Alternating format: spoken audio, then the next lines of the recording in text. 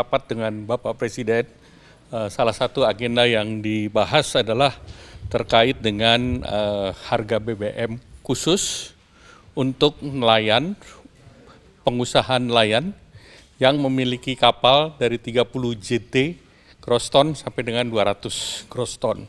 Nah, arahan Bapak Presiden, karena kita lihat harga daripada P50 itu yang khusus untuk nelayan di bawah 30 JT kan sudah diberikan di 6.800. Kemudian harga BBM yang non subsidi itu kemarin sempat melonjak ke 21.300, dan karena pengusaha nelayan ini perlu diberikan harga kekhususan, tadi dibahas bahwa harga yang disepakati adalah di harga Rp15.000 per liter.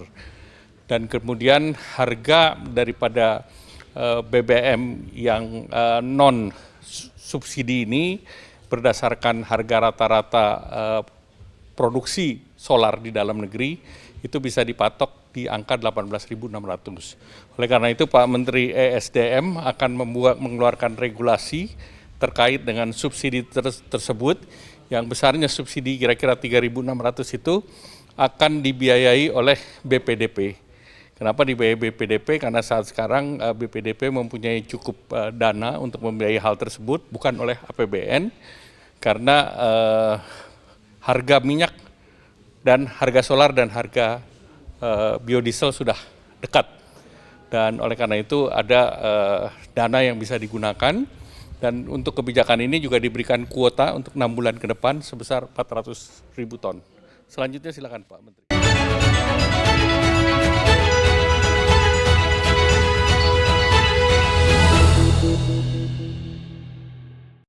Gubernur Sulawesi Barat Suhardi Duka, SDK, menyampaikan pesan khusus saat menjadi Inspektur Upacara Hari Jadi Mamuju ke-486 di lapangan upacara kantor Bupati Mamuju, Selasa 14 Juli.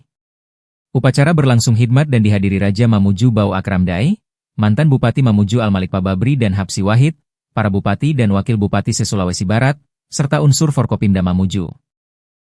Dalam amanatnya, Bupati Mamuju 2 periode itu menyampaikan pesan menggunakan bahasa Mamuju sebagai bentuk penghormatan terhadap nilai-nilai yang diwariskan para leluhur. Pesan pertama yang disampaikan SDK mengingatkan masyarakat untuk menjaga kejujuran dan tidak mengambil hak orang lain. Jangan ambil yang bukan hakmu, apabila kamu mengambil yang bukan hakmu, hak orang yang akan kamu ambil. Kalau hak orang yang kamu ambil berarti kamu pencuri, kata SDK. Pesan berikutnya berkaitan dengan sikap hidup agar tidak melampaui batas. Menurutnya, nasihat tersebut telah lama menjadi pedoman hidup masyarakat Mamuju. Tidak ada kebaikan yang akan kamu temukan kalau kamu melewati batas, pasti kamu akan jatuh, ujarnya.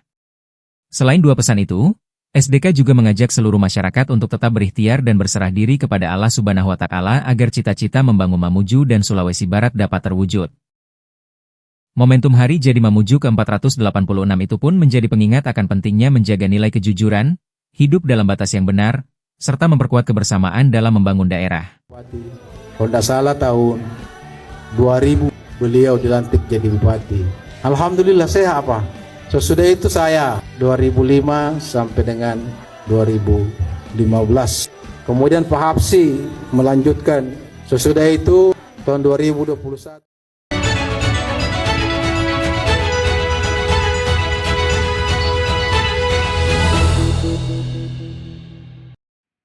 Kejaksaan Negeri, Kejari, Kabupaten Takalar, Sulawesi Selatan, resmi menerima pelimpahan berkas dan tersangka, tahap 2, kasus dugaan penipuan dan penggelapan dari pihak kepolisian, Senin 13 Juli. Tersangka dalam perkara ini diketahui merupakan seorang mantan anggota Polri berinisial Bribda F.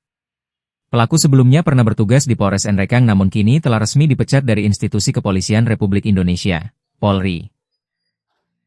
Jaksa Penuntut Umum, Reza Prasetya, membenarkan adanya pelimpahan berkas perkara tersebut dari Unit Pidana Umum, PIDUM, Satreskrim Polres Takalar. Betul, kami sudah menerima pelimpahan berkas perkara penipuan atau penggelapan senilai Rp22 juta dari penyidik Reskrim PIDUM. Tersangka dalam kasus ini merupakan salah satu pecatan anggota polisi, ungkap Reza Prasetya, Senin 13 Juli. Selain menyerahkan tersangka, pihak penyidik Polres Takalar juga menyerahkan barang bukti berupa 1 unit sepeda motor merek Yamaha Aerox. Kendaraan roda 2 tersebut diperkirakan memiliki nilai taksir sekitar Rp20 jutaan lebih. Akibat perbuatannya, oknum pecatan polisi tersebut kini harus kembali mendekam di balik jeruji besi. Pihak kejaksaan telah membawa tersangka ke Lembaga Pemasyarakatan, Lapas Kelas 2 B Takalar untuk menjalani masa penahanan kejaksaan, sembari menunggu proses persidangan di Pengadilan Negeri, PN, Takalar.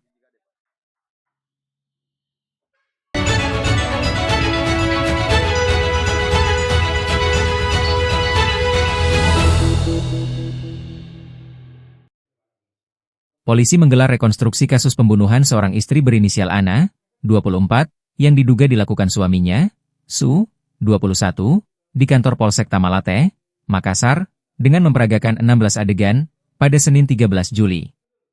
Sebelumnya, pasangan suami istri Su dan Ana terlibat pertengkaran yang berujung tewasnya Ana di Indekos Jalan Manuruki 6, Lorong 1, Kecamatan Tamalate, Minggu 14 Juni malam. Korban Ana ditemukan tewas bersimbah darah dengan luka sayatan di leher. Pertengkaran maut itu dipicu keinginan Ana bercerai usai mengetahui Su selingkuh. Polisi mengungkap bahwa pelaku menikam korban yang sedang bermain HP dari belakang, sebelum menggorok lehernya hingga tewas. Kanit Reskrim Polsek Tamalate, Ibtu Abdul Latif mengatakan bahwa polisi memilih melaksanakan rekonstruksi di dalam ruangan dengan mempertimbangkan faktor keamanan apabila dilakukan di lokasi kejadian. Rekonstruksi dilakukan di dalam ruangan karena kalau di TKP langsung diperkirakan ada hambatan dan pertimbangan keamanan yang cukup rawan, ungkapnya, Senin 13 Juli. Latif mengatakan berdasarkan hasil rekonstruksi, korban saat itu sedang duduk bermain telepon genggam.